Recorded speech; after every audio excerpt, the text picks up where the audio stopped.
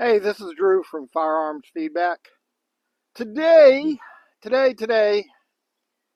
we're going to take a look at the Smith & Wesson 22X. So, why did I get this? Well, I am working on red dots. You see all this gray beard and gray hair? Uh, I'm working on red dots, and I wanted a gun that was a 22 and took a red dot and was available, unlike the TX22, which is sold out everywhere. But it's Smith & Wesson, right? Support Smith & Wesson. So I have a 22 compact. That's been a great gun, very reliable, but it was not optic ready. This one is. And it has a little bit longer grip, and I wanted something to a training gun that was similar to a full-size gun. Admittedly, it's a 22. It's not going to have the recoil of a 9mm or 40-45. But I wanted something that I could practice my fundamentals with and not go broke buying ammo. So that's why. On it, I've got TLR1, not because I plan on doing anything at night real tactical, but once again, I'm trying to get the weight up on it and have it similar to some of my other guns. Oh, what else? Oh, the main gun, I wasn't really trying to mimic it, but I've got an Echelon, and uh, Echelon's a real good gun. There are so many good guns out there today. Need to do a separate video on how lucky you younger folks are about the number of quality guns that are on the market. But I've got an Echelon. For a holster, uh, this is a T-Rex for the Echelon, but with the TLR1, my Smith & Wesson fits pretty good. Good enough to practice here on the range. Oh yeah, standard disclaimers. On my own range, on my own property, I got a safety berm. Uh, got my pine trees behind me. We're safe. I'm not selling anything. This is just to talk a little bit about the Smith & Wesson 22X. So that's the basic layout of the gun. There's a bunch of videos on it. One of the dislikes about it, the well, the trigger is fine. It's not a target trigger. Uh, it's it's fine. It's not a great trigger, but because I'm using it for a training gun, the trigger is fine. A little bit heavy, but I didn't want a really light trigger because I'm trying to mimic like the Echelon or Glock.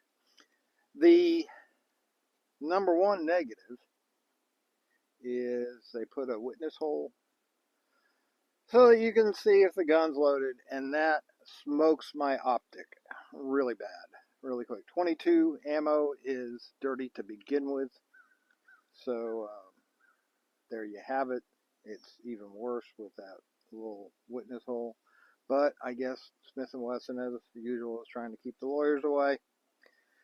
The optic I've got on it, I went cheap.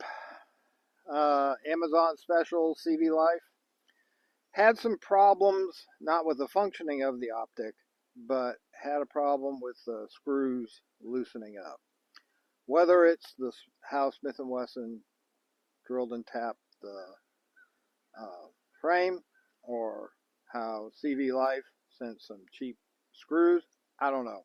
But I was using blue Loctite, and it was loosening up. I would clean everything, degrease, and it would still loosen up.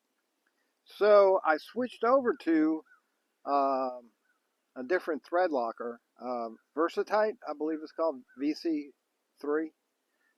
It's a different type of thread locker. It's almost like a liquid plastic, and you let it dry for a half hour, then put the screws in. That's held pretty well. So I think I got the sight fixed. Now, test sample of one, right? So this went back to Smith & Wesson. When I got it, um, I had failures to fire. About 30% failure to fires. And I did every trick I could think of uh, to try and rectify the problem. Cleaned the gun really well. Still had failures to fire. Used different ammo. Still had failures to fire. When I finally gave up, this Super X, thank you to Badlands Ballistics for telling me about this stuff. This Winchester Super X uh, wouldn't fire at all. So sent it off to Smith & Wesson. It was about 3.5 weeks when I contacted Smith & Wesson by phone. They answered the phone pretty good. There was no question from the customer service representative. I kind of got the feeling like they heard this before. And looking on the internet, I think this might be a little bit of a known issue that some of the guns got out with something a little out of spec. Since it's come back, I've shot it 2 or 3 times. Yesterday I shot it a lot, probably about 250 rounds. Ran fine. So today, thought we'd do a quick demo of some different types of ammo and see how it runs today, and whether this might be the type of gun that you would want to put your hard-earned dollars for. You may want to wait a few more months. This is a relatively new gun, new production gun. Sometimes gun manufacturers, they have some glitches when they're first setting up production. So maybe you might want to wait a couple more months to for them to get the kinks worked out, or maybe they're just fine. Or this could have been one of the first production runs out there, and it was sitting at the dealer's shelf for a while. I don't know, but it's working good now. So a little bit of a sad story to begin with. Smith & Wesson stood behind their gun.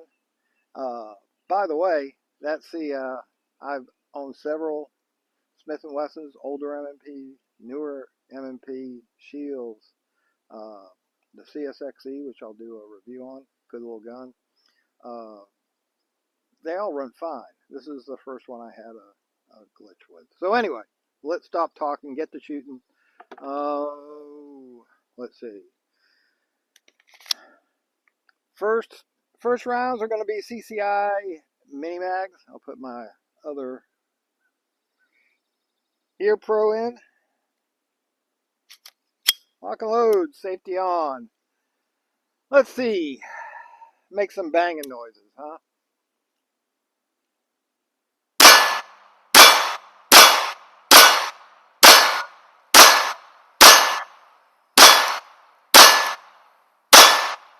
All right, 10 rounds. And each of these mags are loaded with 10 rounds.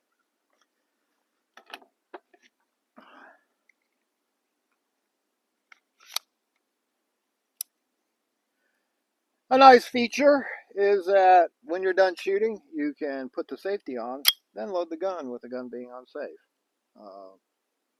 When you're shooting with new shooters or family members and you're shooting different guns, it's nice to have a gun that when it's unloaded, you can put it on safe and then load it and get ready to go. So anyway, CCI Mini Mag, still one of my favorite rounds.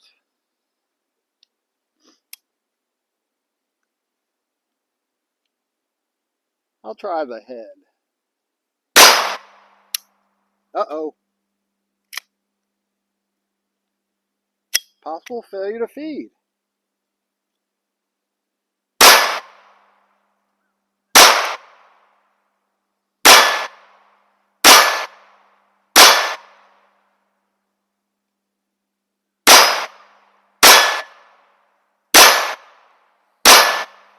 All right, 10. So I had a failure to feed. Maybe I didn't have the mag seated well because I was running my mouth and not running my brain. Next up, 10 rounds. Remington Golden Bullets.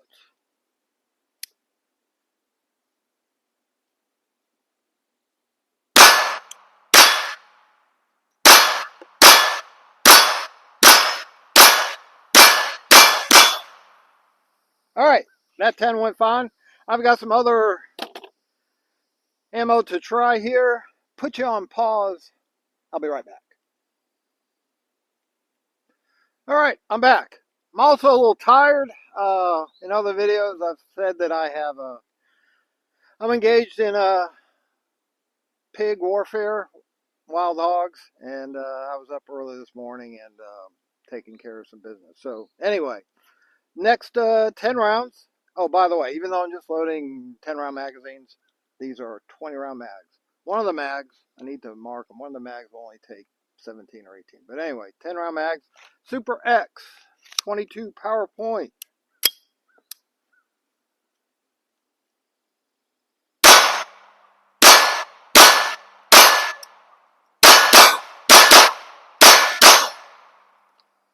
Runs fine.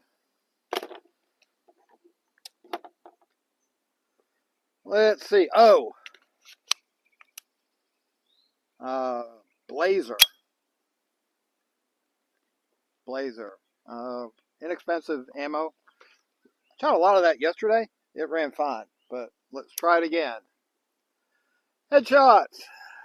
Oops, head miss.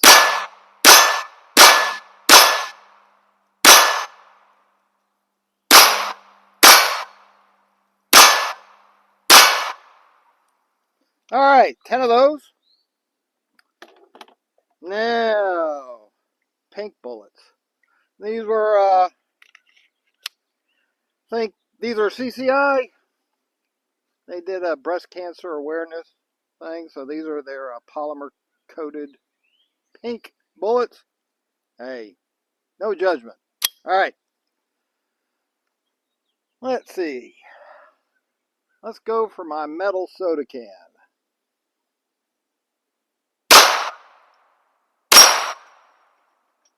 Yes, I missed that first one. I could get in frame, right?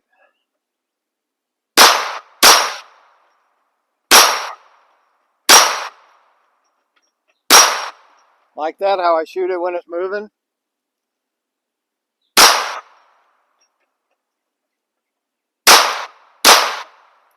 Except I missed the last 2 rounds. Anyway. Okay, so I think that's 6 different kinds of ammo. I had that one glitch with stingers, which I'm going to try and fix that real quick. Let's do 5 rounds of stingers.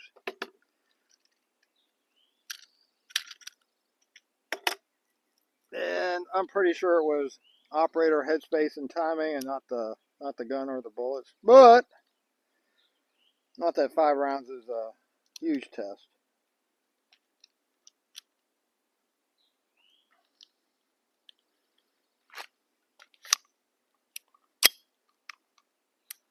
All right, 5 rounds of stingers.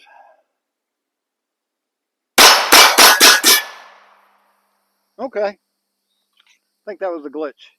So, Smith & Wesson M&P 22X went off to Smith, came back running good.